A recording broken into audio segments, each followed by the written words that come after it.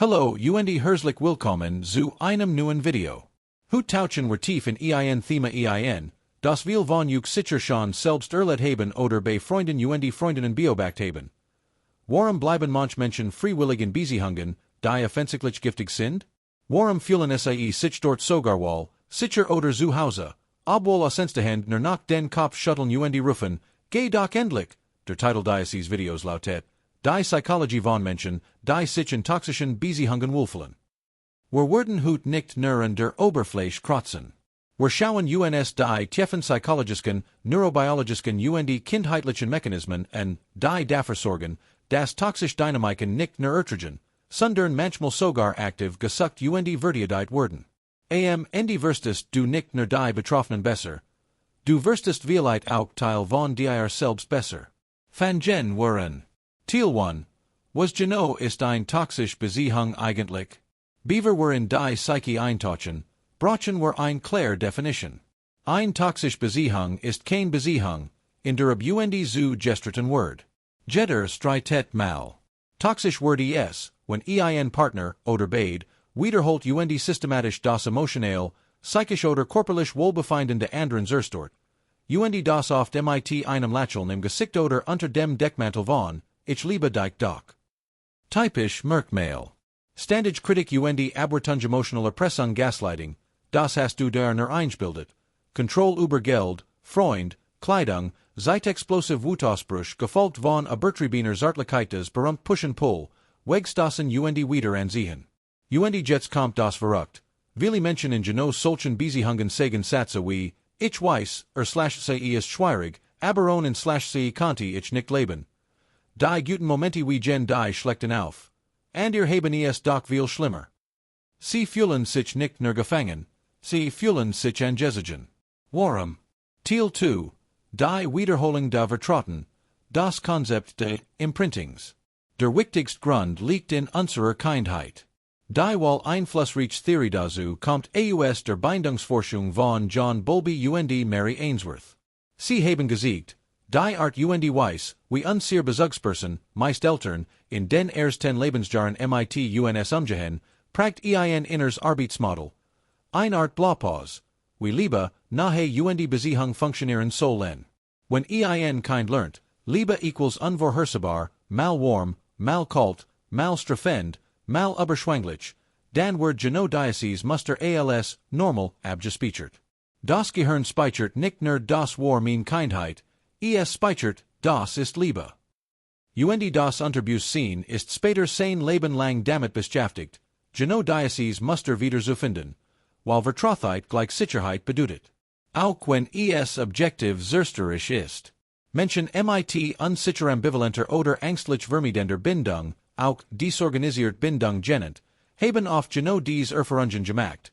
Eltern, die mal liebevoll, mal abweisend, mal gewalttätig waren. Das Kind lernt, Liebe zu bekommen, muss ich kämpfen, Michigan anpassen, Michigan klein machen oder perfekt sein. Und genau dies Dynamik fühlt sich später in der toxischen Partnerschaft, richtig, und, weil sie passt wie ein Schlüssel in Schloss. Teil 3. Das Dramadreieck und die sucht nach Intensität. Ein weiteres magnetisches Modell ist das sogenannte Karpman-Dramadreieck, Täter, Opfer, Retter. In toxischen Beziehungen wechseln die Partner ständig die Rollen. Mal ist einer der Böse, mal das Armopfer, mal der Großretter. Das erzeugt eine emotionelle Achterbahn, die süchtig machen kann. Warum süchtig? Weil unser Belohnungssystem im Gehirn, Dopamin, auf stark emotionell Reis anspringt.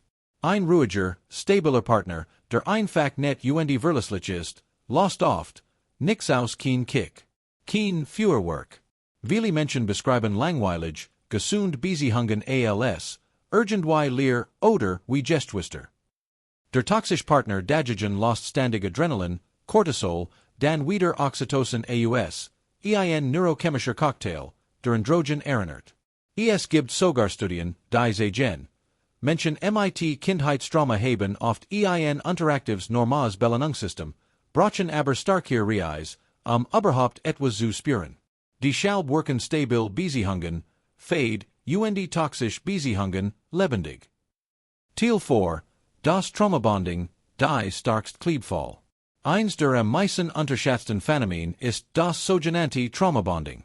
Der Begriff stammt ursprünglich aus Geiselsituationen, Stockholm-Syndrom, funktioniert aber auch in Beziehungen perfekt. Wie entsteht es? Es gibt eine Phase von intensiver Zuwendung und Liebe, Lovebombing.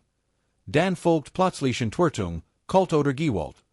Danach Ruhe, Entschuldigung, Versprechungen, Geschenk, noch intensiver als vorher. Der Zyklus wiederholt sich. Das Gehirn vernupft nun den Täter mit der einzigen Erleiderung vom Schmerz, den selbst verursacht hat. Das ist dasselbe Prinzip wie bei intermittierender Belohnung bei Glücksspielautomaten, die starkste Form der Verstärkung, die wir kennen. Der Partner wird zur einzigen Quelle von Trost in einer Welt, die selbst zur Hölle gemacht hat. Das erzeugt eine extrem stark emotionale Abhängigkeit. Teil 5. Gelerntes Hilflosigkeit und das Stockholm-Syndrom-Light. Martin Seligman hat in den 60er Jahren das Konzept der gelernten Hilflosigkeit entdeckt. Versuchstiere, die immer wieder stromschlich bekamen, unabhängig davon, was sie taten, gaben irgendwann auf und versuchten nicht mehr zu fliehen, selbst wenn die Tür offen stand. In toxischen Beziehungen passiert Ähnliches. Nach Jahren von Kontroll, Lügen und Manipulation glauben viel betroffen, ich kann sowieso nix ändern, alles sind so, ich habe es nicht besser verdient. Das Selbstwertgefühl wird systematisch zerstört, bis die eigene Zielskraft nicht mehr funktioniert. Gleichzeitig entsteht eine Art Identification mit dem Täter, sie hat auch eine schwere Kindheit gehabt, eigentlich meint sie es ja nicht so. Man beginnt, die Handlungen des Partners zu rechtfertigen, ein klassischer Schutzmechanismus, die eigene Welt noch erträglich zu machen. Teil 6. Der innere Kritiker und das Echo der Kindheit. Viele Menschen in toxischen Beziehungen haben ein extrem laut inner Kritikerstimme. Die Stimme sagt ständig, du bist nicht gutgängig, du bist zu empfindlich, sie bist du nix. Und wisst woher die Stimme kommt? Meist wortwörtlich von einem Elternteil. Wenn der Partner jetzt genau dieselben Sätze benutzt, du bist zu dick, Michigan Wurst du verloren, keiner will dich so wie ich, dann fühlt sich das nicht wie missbräuchlichen, das fühlt sich wie nach Hause kommen. Die alte Wund wird wieder aufgerissen, und der Partner ist derjenige, der es kennt. Das erzeugt ein pervers Gefühl von tiefer Verbundenheit und verstanden werden. Teil 7. Die Angst vor dem Unbekannten und vor dem echten Allianzien. Viele bleiben nicht aus Liebe, sie bleiben aus Angst. Angst daver, wie es sich anfühlt, wenn die Achterbahn plötzlich stillsteht. Viele beschreiben das erste Jahr nach der Trennung als emotional taub, leer, fast depressiv. Das liegt daran, dass das Nervensystem jahrelang auf Hochspannung lief und jetzt in ein Loch fällt.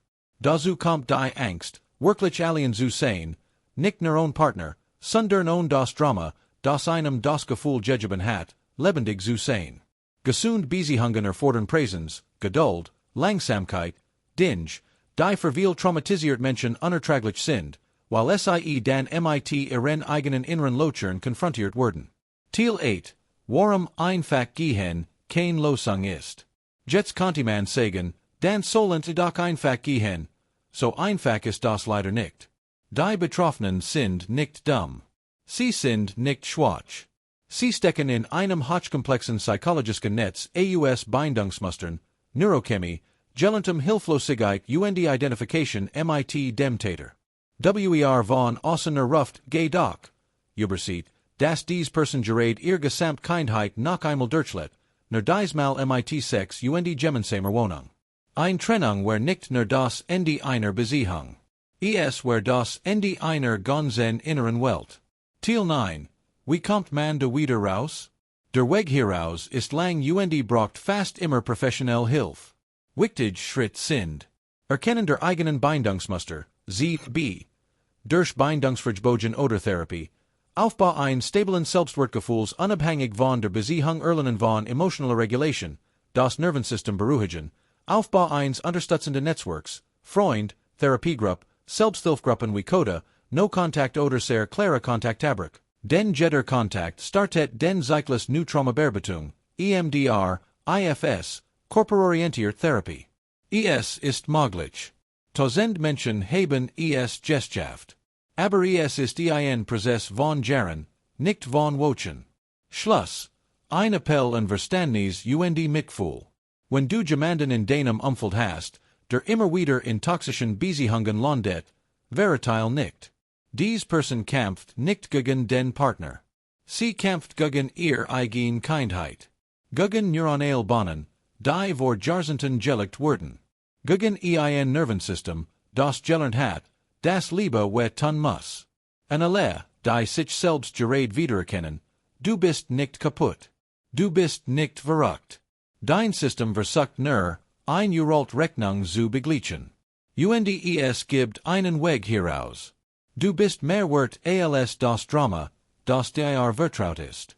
Du darfst lernen, was echt, ruhig, langsam, langweilig, und dadurch heilend, Liebe ist. Danke, dass du bis hierer dabei warst. Wenn dir das Video geholfen hat, lass gern ein Like da, abonniere den Kanal und schreib mir in die Kommentar. Welcher Punkt hat dich am meisten getroffen? Oder kennst du das aus deinem Leben? Wir sehen uns im nächsten Video. Pass auf dich auf, und auf dein Herz.